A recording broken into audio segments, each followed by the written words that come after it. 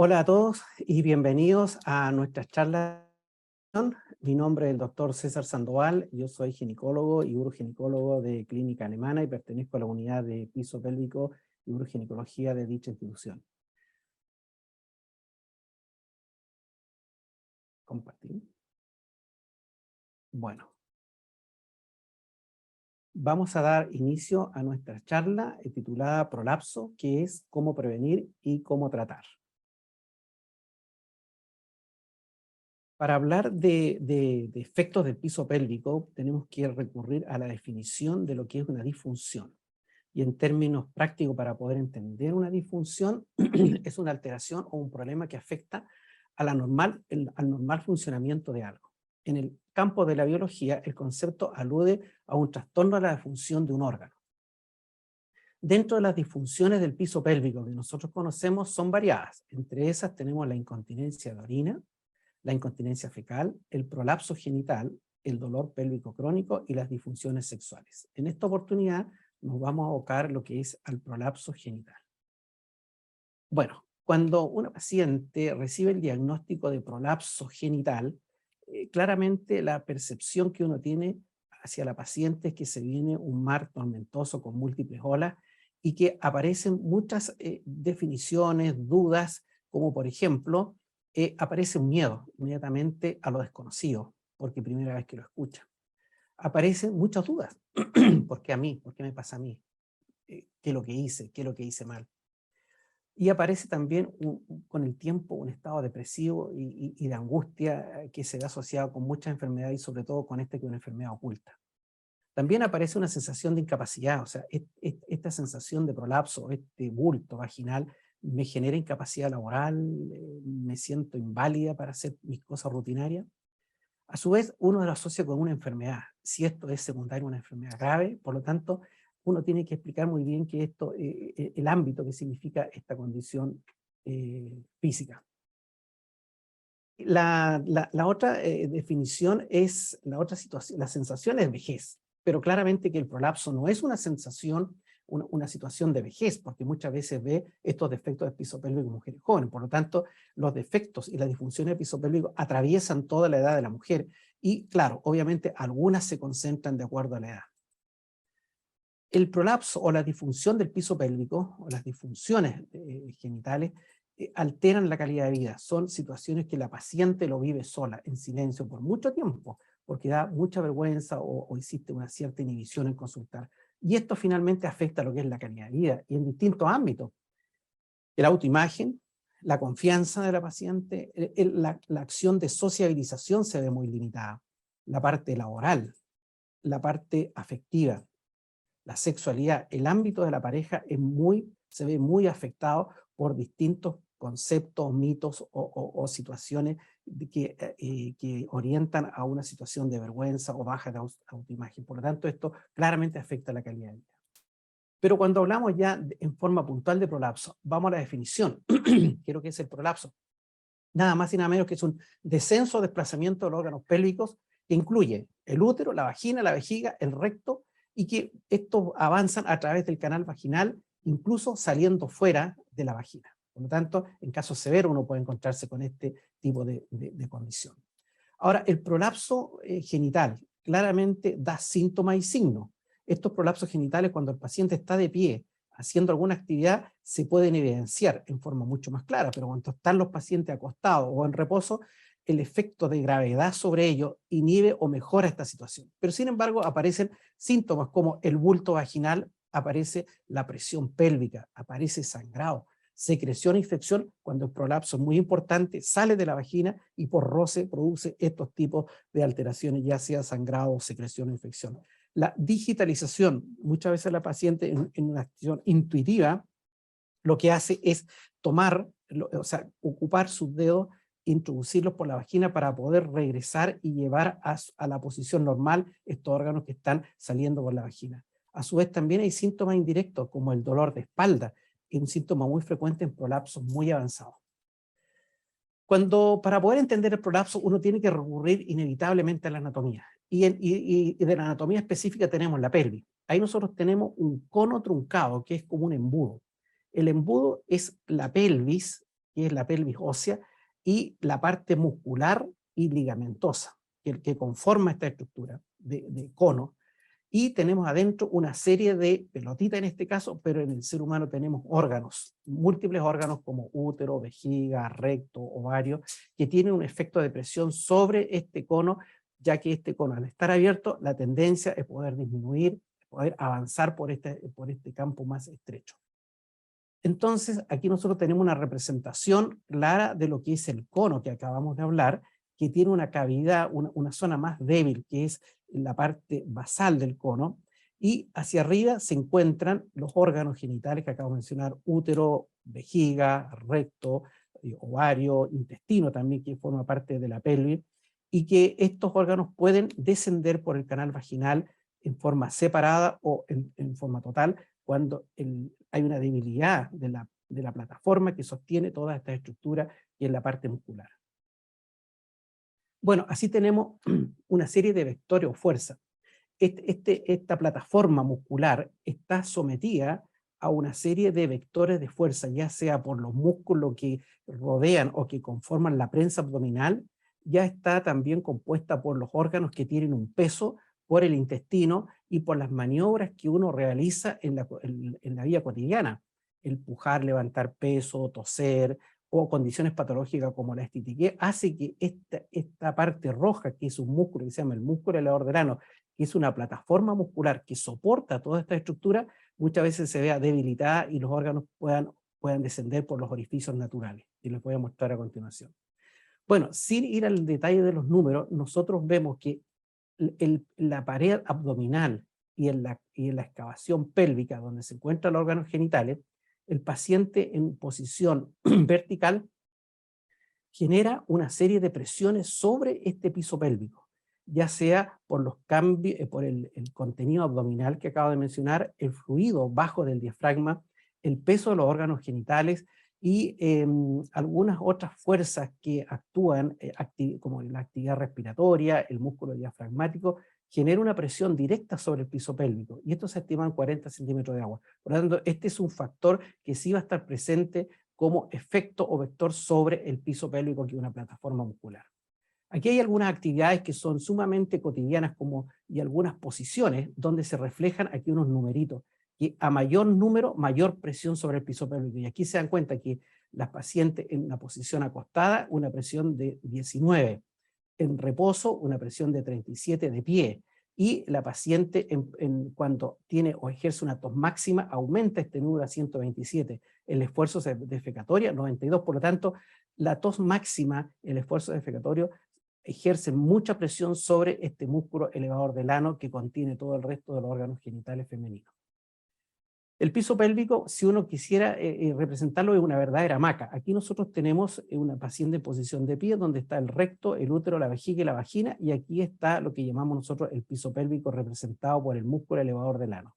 Aquí en una visión de una maqueta, aquí podemos ver en rojo todo lo que corresponde a una especie de un abanico muscular que sostiene todos los órganos genitales internos y también los órganos abdominales parcialmente, y hay unos orificios naturales donde transcurre la uretra, la vejiga y el recto.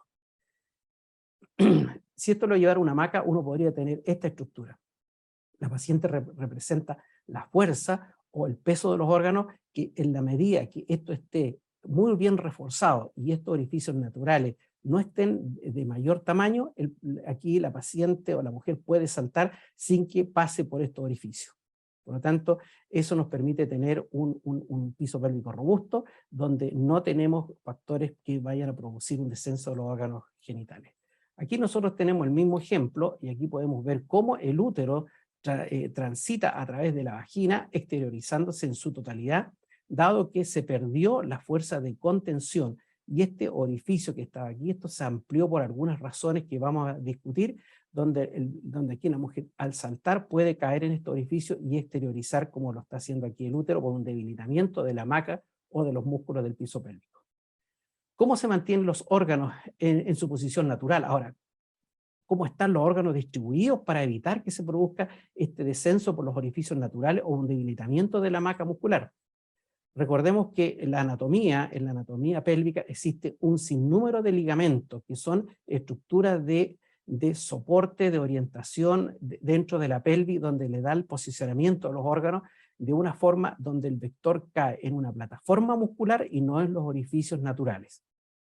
También existe una fuerte plataforma muscular, como les dije previamente, como el músculo elevador del ano, donde esta estructura normalmente es una estructura de un músculo estriado, como los músculos de la pared abdominal, donde hay un hiato urogenital donde pasa aquí la uretra, la vagina y el recto.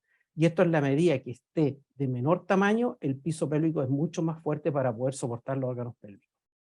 Aquí tenemos otra visión de cabeza a los pies, por decir, donde nosotros podemos ver aquí la estructura que soporta toda esta estructura interna. Así que nosotros vemos que teniendo esta hamaca, vamos permanentemente a tener distintas fuerzas que van a hacer que los órganos genitales internos ejerzan presión sobre esta plataforma, ya sea por el peso natural de los órganos o por condiciones internas de algunas patologías o por condiciones externas. Y eso lo vamos a ver a continuación.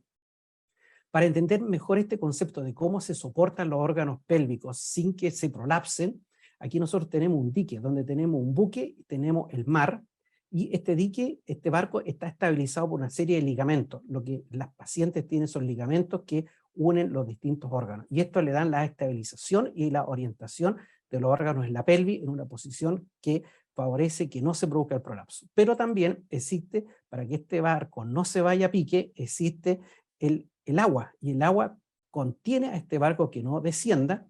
Ahora, y esto representado en la mujer sería el diafragma pélvico o el músculo que acabamos de hablar, el músculo elevador del ano.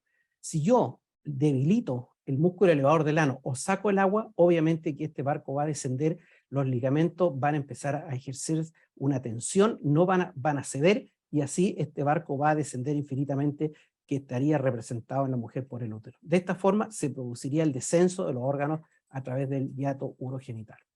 Aquí tenemos un paciente, una persona muy relajada tendida en la hamaca, donde esta hamaca está sostenida ya sea por la lona, sostiene a esta persona, y también por estos tirantes que son los ligamentos.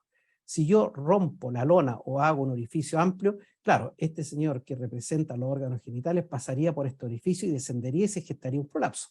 Lo mismo que si yo cortara o lesionara los ligamentos, también se produciría un descenso y también produciría un prolapso. Ahora, hay factores que están relacionados con la génesis del prolapso.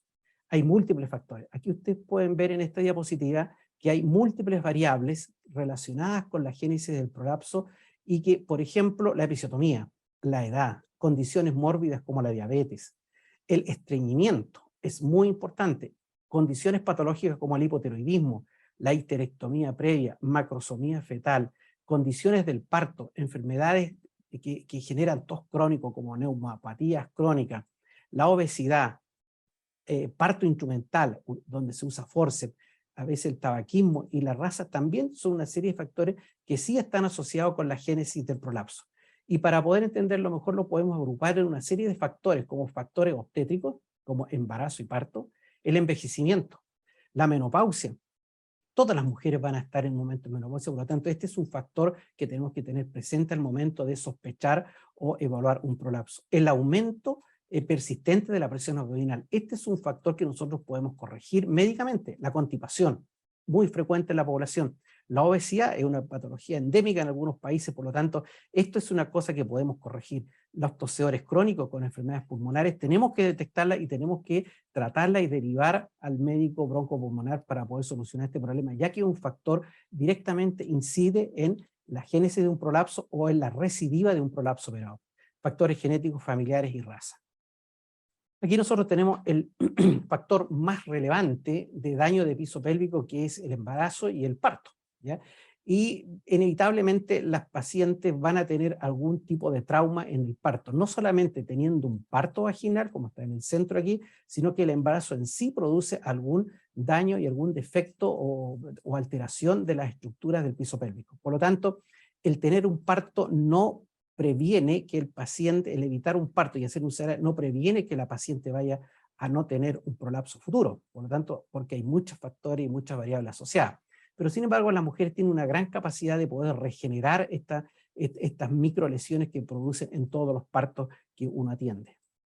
El forceps sí es un factor reconocido que produce daño del piso pélvico. Claramente el forceps metálico que nosotros más se ha usado es el que produce un poco más daño del piso pélvico, a diferencia del vacuum que se está introduciendo, que anteriormente se usaba y ahora se está reactivando, ya que disminuye el factor de riesgo mayor de trauma del piso pélvico, está siendo mucho más usado. Bueno, aquí son factores que nosotros podemos corregir, lo que acabo de decir anteriormente. La constipación, la obesidad, la tos crónica, son todas condiciones que aumentan la presión abdominal, por lo tanto la transmiten sobre el músculo, del músculo elevador del ano, que acabamos que es una verdadera hamaca, pero en condiciones crónicas permanentes a través del tiempo, esta condición de presión permanente hace que se debilite el músculo o que se abran mucho más los orificios naturales y arrastren los órganos pélvicos hacia el exterior. Algunas actividades o estilos de vida, como los deportistas de levantadoras de peso o que hacen mucha fuerza abdominal, también son factores que atentan o debilitan o pueden debilitar el piso pélvico. Los trabajos de mucho peso en la mujer que tiene que hacer mucho valsalva, mucha presión abdominal también, y las alimentaciones extremas donde hay baja contenido de proteína también debilitan esta musculatura. Bueno, nosotros todos sabemos que el envejecimiento también tiene algunas variaciones en concentración de colágeno en todas las estructuras y pueden debilitar también las estructuras de soporte y de ligamento del piso pélvico que pueden favorecer estos prolapsos, al igual que la menopausia. Son condiciones que están relacionadas con el piso pélvico. También hay factores genéticos estudiados como familiares y raza que también estarían asociados más frecuentemente en algunas características que acabo de mencionar. Para finalizar, en el análisis de los factores de riesgo, ya aquí tenemos todos los factores de riesgo consolidados. Claramente, sin repetirlo, todos estos factores atentan a que se produzca una anormalidad en el piso pélvico, y estas anormalidades, ya sea por debilitamiento o por mayor amplitud de algunos orificios naturales, como el hiato urogenital, más el peso de los órganos genitales, hace que se produzca la condición de prolapso. El prolapso genital, la prevalencia. Depende de muchas características, depende de la población, depende de qué definición y método usamos. O sea, no todas las definiciones pueden ser similares, por lo tanto las incidencias pueden variar. Si es netamente anatómico o es sintomático. Hay muchos pacientes que tienen defecto del piso pélvico o un grado de prolapso que son asintomáticas, por lo tanto es difícil poder encontrar una prevalencia. Sin embargo, los hallazgos en el examen físico rutinario, uno puede encontrar en pacientes ya de 40 años o más el 35 al 60% algún grado de prolapso, y sobre todo en pacientes que han tenido partos vaginales o han estado embarazadas. Los pacientes que consultan por síntomas de prolapso de esto directamente es el 3 a 6% de las mujeres. La incidencia ha aumentado con mayor frecuencia debido a la expectativa de vida. O sea, tenemos pacientes con mucho más años y que claramente todos los factores que acabo de mencionar a lo largo de la vida van cobrando algún precio en el piso pélvico, con el cual pueden ser posteriormente resumirse en un prolapso o concluir en un prolapso genital. Tenemos que recordar que 1 de cada 10 mujeres en su vida se va a ser sometida a una operación de incontinencia o de prolapso genital. Pero una cosa muy importante, que el 30% va a ser reoperada de estas pacientes. Por lo tanto, el prolapso vaginal como tratamiento no es de una sola forma, no es único. O sea, no opero al paciente y con esto va a quedar sano para todos los días de su vida. Existen algunas condiciones que hacen que tenga que volver a operar, y sobre todo las condiciones que hacen que volver a operar son los mismos factores que llevaron a la paciente al prolapso, por ejemplo, las tosedoras crónicas, las pacientes con constipación y otras. ¿Qué es lo que se puede prolapsar? O sea, la pregunta siempre es, ¿qué sale, doctor, por la vagina? ¿Qué es lo que está saliendo? Puede salir la vejiga, o sea, en el fondo un cistocele. Sale la pared vaginal anterior y detrás arrastra la vejiga. O puede aparecer el útero, descender el útero hasta afuera, hasta su totalidad, y esto se llama histerocele. Puede aparecer la pared del recto, que está cubierta por la pared vaginal, y al momento de hacer fuerza, esta aparece por el introito o por la vagina. Puede también el intestino, cuando el paciente no tiene útero, la cúpula vaginal, que es pared vaginal, puede evertirse fuera de la paciente y detrás arrastrar al intestino. Y la cúpula vaginal, puede que aparezca solamente la pared vaginal sin necesidad que aparezca el intestino, ¿ya? El paciente que no tiene útero. Aquí tenemos una gráfica donde aquí el útero, el que desciende, aquí tenemos una gráfica, este paciente está en posición ginecológica, aquí donde tenemos la vejiga, y en la vejiga desciende tomando la pared vaginal anterior y arrastrándola hacia el exterior. Aquí tenemos el recto cele, que arrastra la vagina, arrastra la pared rectal anterior y se exterioriza por la vagina en distintos grados. Y aquí tenemos el enterocele, donde la pared vaginal y detrás está el intestino, y sigue el intestino a la pared vaginal exteriorizándola hacia fuera de la vagina. ¿Qué síntomas nosotros encontramos en prolapso? Esto es muy importante. Sensación de bulto. Es el síntoma típico. Es sensación de peso o de presión genital. En general, el 80% de las pacientes o más consultan por este síntoma en forma única. También pueden tener dificultad para orinar, porque el prolapso en cierta medida puede ocultar una incontinencia de orina, ya que puede acodar la uretra, y pacientes teniendo asociada una incontinencia de orina, el prolapso las puede mejorar de una incontinencia, pero al momento de operar y corregir el prolapso, algunas pueden quedar incontinentes, por lo tanto, el estudio siempre tiene que ser completo. Pueden también aumentar la frecuencia miccional. Dificultad para defecar. Muchas veces este es el otro síntoma importante, donde los pacientes tienen que hacer alguna maniobra de digitación para poder evacuar el recto. Dolor pélvico, vaginal y un lumbago en prolapso importante, por la composición y la anatomía, produce un dolor en la espalda baja a nivel del sacro. Y alteraciones de dispareunia, dolor en la sexualidad y falta de sensibilidad. Es muy importante que al momento de hacer la evaluación uno tiene que preguntar por todos los síntomas y signos de los distintos componentes del piso pélvico, de la vía urinaria, de la pared, de la vagina y de la función anorrectal.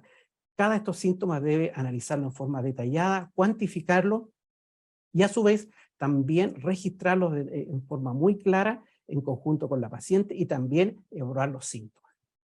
Nosotros tenemos una métrica, en el fondo el sastre usa una wincha, nosotros algo parecido para poder evaluar cómo desciende cada uno de los órganos o de las partes de la vagina, cómo desciende el útero y cómo descienden las paredes vaginales, y esto uno lo va midiendo a través de centímetros que va descendiendo los órganos genitales. Y así nosotros tenemos una escala de medición que se diferencia en 4 estadios, del estadio 0 al estadio 4, el estadio 4 es el más grave, donde hay una emersión completa del útero. Estos son estados ya muy avanzados. Aquí vemos cómo va descendiendo el útero y va tomando distintos niveles de estadio.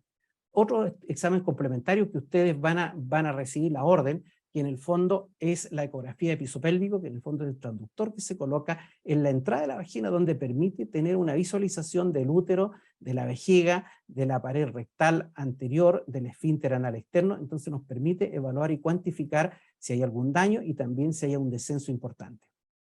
Aquí podemos, en ecografía, este es el hiato urogenital, donde aquí en este espacio sale la guagüita, para que ustedes puedan entender, y donde hay aquí un daño de la musculatura, dado probablemente un parto traumático. Aquí ustedes pueden ver la representación gráfica del músculo que la ecografía va a poder estudiar, tipificar y poder graficar para poder dar un diagnóstico de algún daño. La resonancia magnética dinámica, que está orientada a ver cómo se producen el movimiento de los órganos durante la defecación. Es muy importante para poder diagnosticar algunas patologías anorrectales asociadas al prolapso. Bueno, el tratamiento del prolapso es muy antiguo, desde la época de los egipcios, y con las primeras descripciones de prolapso hay una serie de recomendaciones en relación al tratamiento de prolapso. Y hasta en ese entonces ya se hablaban de algunas fumigaciones con astringente, y también ya se mencionó la palabra pesario. Y el pesario, curiosamente, hasta ahora nosotros trabajamos con el pesario como tratamiento no quirúrgico, y que es muy eficiente para poder corregir el prolapso en pacientes que no se pueden operar. El tratamiento del prolapso. Hay un tratamiento conservador, un tratamiento médico. ¿Y dónde apunta este tratamiento médico? A corregir los hábitos que acabamos de mencionar. Hábitos defecatorios, hay algunas técnicas para poder defecar donde sea menos traumático y pueda resolver un poco la constipación. Ejercicios de piso pélvico y el uso de pesario. Estos tienen un muy buen resultado en las primeras etapas del prolapso vaginal. Y la cirugía con múltiples tipos, y hay múltiples abordajes, eso es mucho más complejo. En relación a los hábitos, la educación es importante. En la baja de peso es directamente proporcional a poder recuperar y bajar la presión intraabdominal y el estrés sobre el piso pélvico. El control de la tos crónica, lo que acabamos de mencionar anteriormente, el manejo de la tos crónica como un factor que va a producir y a debilitar el piso pélvico, uno lo puede revertir a través del manejo de la tos y el diagnóstico. El dejar de fumar, el manejo del hábito intestinal, la dieta, la posición para defecar y ejercicios físicos regulares. En el fondo, el control médico periódico con el objeto de poder mantener una actividad, una vida sana en relación a lo que es la alimentación, control de peso y factores asociados como el pujo y la tos. Mejorar el hábito intestinal a través del consumo de líquidos, a través del consumo de fibra, disminuir los alimentos constipantes, posición al defecar. Es muy relevante la posición al defecar. Aquí ustedes pueden ver la correcta posición de defecar a través de un taburete que levanta la extremidad y forma un ángulo de 35 grados con el cuerpo, que facilita la evacuación del recto. Esta posición de 90 grados no facilita, por lo tanto, no se recomienda al momento de defecar. Muchas veces con esta maniobra nosotros podemos corregir muchas causas de constipación. Bueno, le hablé un poco de los ejercicios de Kegel y todo el mundo los conoce. El ejercicio de Kegel siempre se recomienda en estados precoces de una disfunción de piso pélvico y en este caso un prolapso, por ejemplo. La kinesiología de entrada, el tratamiento kinésico también es importante. Estas son sesiones personalizadas uno a uno. La kinesióloga enseña cómo se hacen los ejercicios de Kegel, cuáles son los objetivos y las metas que tiene que alcanzar el paciente durante el trabajo kinésico. Producen mejoría de los síntomas, sobre todo en prolapsos menores. El fortalecimiento del piso pélvico puede mejorar los síntomas asociados a esa condición de prolapso. Disminuye el bulto parcialmente cuando nosotros somos capaces de mejorar la tonicidad del músculo elevador del ano, disminuir el hiato urogenital a través de esta actividad kinésica. Mejora la continencia de orina. Ustedes han escuchado, muchos de las kinesiólogas y muchos de los médicos y médicos uroginecólogos, uno de los primeros ejercicios que recomienda el ejercicio de Kegel.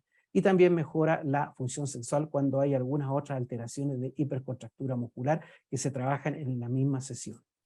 Los pesarios son ampliamente conocidos desde fueron muy antiguos, como les decía, desde la época de los egipcios, que son verdaderos dispositivos que se colocan intravaginal, tienen distintas formas. Estos son pesarios muy antiguos, funcionan como una especie de cinturón de castidad a través de estos verdaderos tapones que contienen que no salgan el contenido pélvico, como el útero, la vagina y la vejiga.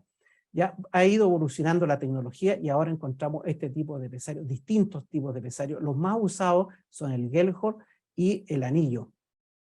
El anillo que son de material de silicona que tiene muy buena aceptación, no producen irritación. Por lo tanto, este es uno de los primeros manejos que nosotros indicamos en pacientes que tienen una contraindicación quirúrgica. Y aquí vemos cómo el pesario anillo se coloca dentro de la vagina y contiene principalmente el útero y también puede contener las paredes vaginales. Aquí tenemos el Gellhorn, que es un pesario como un chupete de guagua, que se coloca también, tiene un poquitito más de acción de contención. Es más difícil manejo, lo maneja más el especialista en base a los controles, pero el anillo es muy fácil de poder extraer y colocar por la misma paciente. Así que dependiendo del grado de prolapso, uno va a indicar el tipo de pesario más adecuado y a través de la evolución va seleccionando cuál es que le adecua mucho mejor y tiene mejor resultado.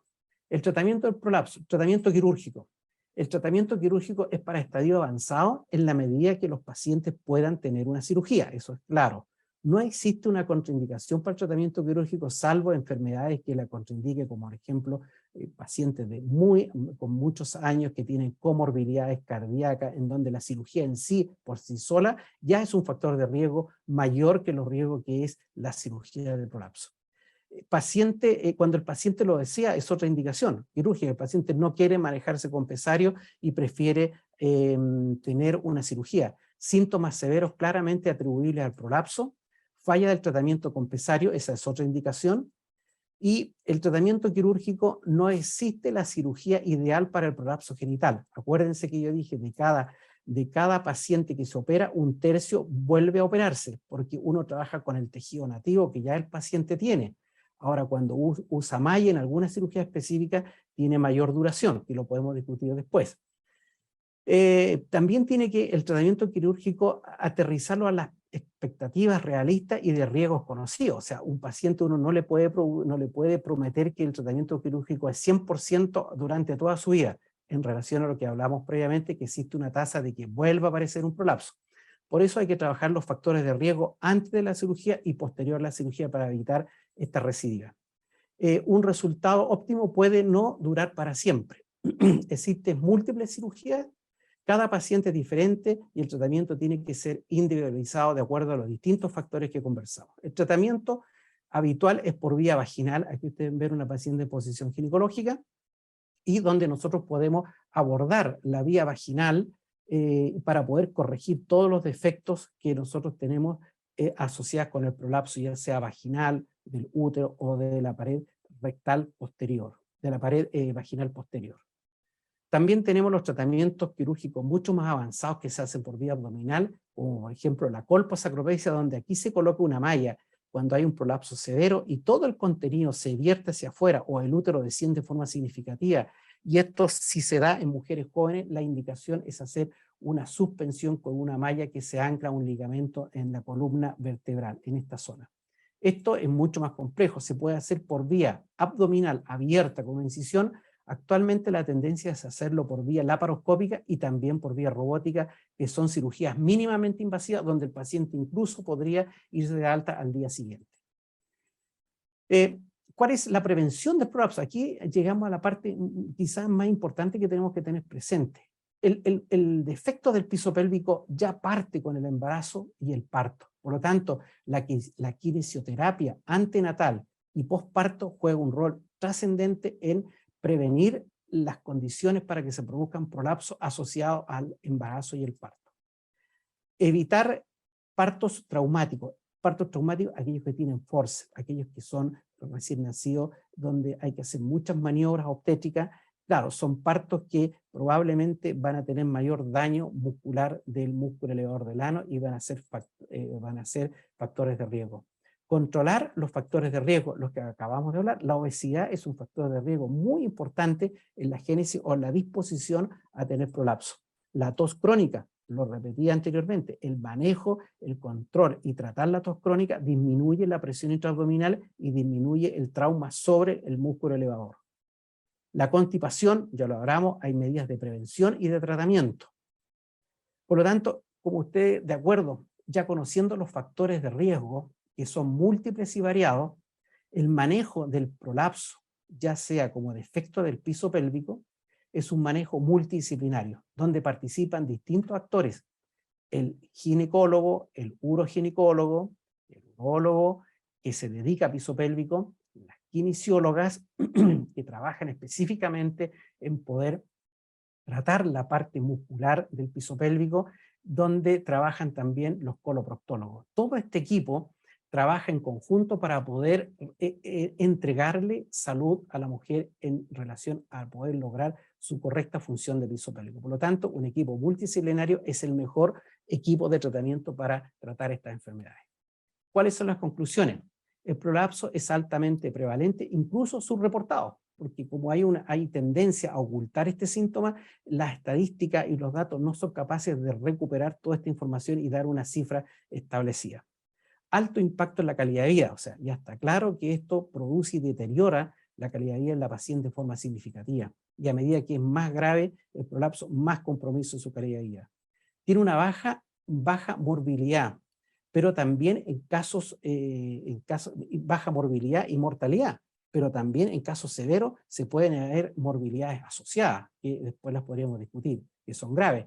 Existen varias opciones de tratamiento, no solo la cirugía. Recuerden esta palabra: el tratamiento del prolapso no es igual a cirugía, por lo tanto necesita una evaluación completa, multidisciplinaria, para encontrar la mejor opción, y que a veces no es la cirugía, sino que son las medidas médicas, tratamientos médicos.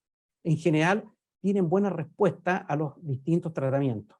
La prevención es fundamental en el tratamiento. Insisto en este último punto de la charla, donde corregir los factores predisponentes al prolapso y corregir los factores posteriores al tratamiento le va a dar un éxito al tratamiento de la enfermedad y va a disminuir ese 30% de reoperación de las pacientes que se han operado de prolapso.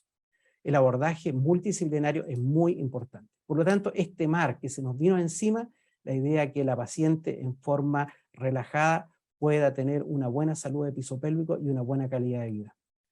Bueno, hemos avanzado por todo lo que es el piso pélvico, hemos recorrido sus causas, la génesis, hemos recorrido tratamientos médicos, tratamientos quirúrgicos, recomendaciones, consejería en relación a distintas condiciones leve, moderada y severa. Así que yo no me queda más que dar las gracias por la participación de todos ustedes y me despido y espero que esta charla les sea de utilidad en su vida y no tengan temor a consultar y poder hacer todas las preguntas que sean necesarias. Así que me despido y muchas gracias por la audiencia y por todos los que estuvieron presentes.